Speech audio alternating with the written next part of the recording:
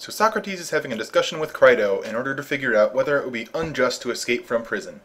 And so he's proposed these three rules, and just to run back through them. One is never do injustice, two is never treat other people poorly, and three is never break agreements that you make.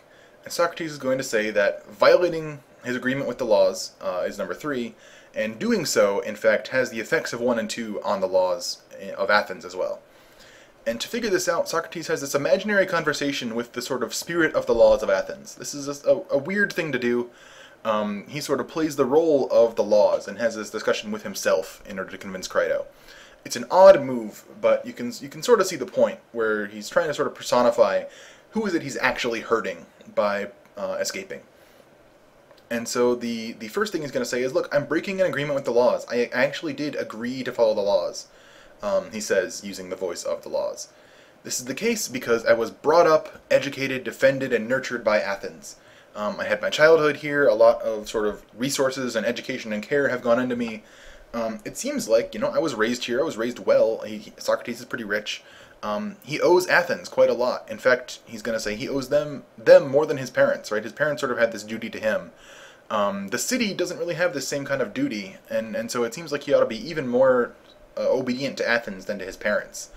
And he agreed to these laws because he sort of takes on this debt to Athens because the deal in Athens is once you reach the age of majority, so the equivalent of 18 now, I don't know what it was in Athens itself, you're allowed to leave. Even though Athens has put all this money and care and education and resources into you, you can leave for free. You can take all your money, all your property with you without tax, without anything.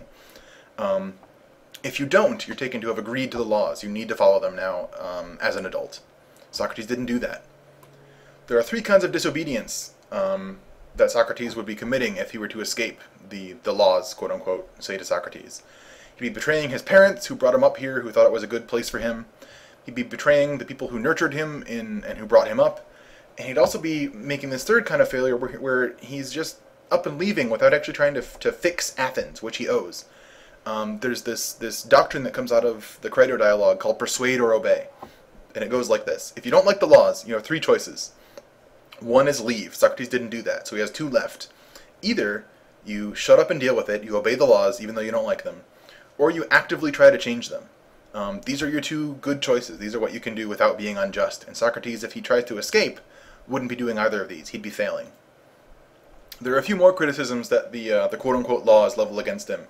First, they note that, look, Socrates clearly loves Athens. It's not that he's sort of stuck here against his will. He never leaves. Most people in Athens leave to travel, they leave to go to marketplaces or festivals nearby. He's never left. And more than that, he's even raised a number of children here. And you tend to think that if you think a place is bad, is unjust, is a lousy place to live, you're not going to raise your kids there.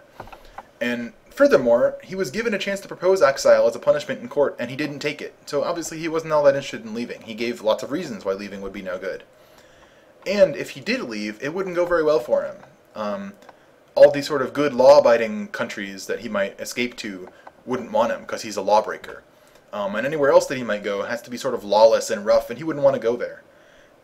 He'd also be separated from his family, and so his children would either be left in Athens without him, without a father. This is just as bad as if he's dead. Or he would have to take them with him to this other country, and then they'd be stuck in this sort of lousy, lawless place. This is no good either. So Socrates decides that if he were to try to escape, he would be actually, in effect, doing damage to the city. He would be really harming Athens and undermining the laws that have nurtured him, that have brought him up, and that he really loves. So he says, even though the laws have resulted in this unjust verdict against me, I have a real duty. I still need to follow the laws, even though I think they're unjust. He would rather die, confident that he's doing the right thing, than live on knowing that he's not done the right thing. And if he were to die shortly, he wouldn't want to risk his good place in the afterlife, because he thinks that your place in the afterlife depends on how justly or unjustly you've acted. The big thing that comes out of the Crito is this idea that even when the laws are unjust, you need to follow them until you can change them. This is a really big idea and one that you should definitely think about writing a forum post on. So Socrates, it ends up, dies as a result of his verdict. The ship arrives in a couple of days, and he takes hemlock poison, and that's the end for the most famous philosopher in history.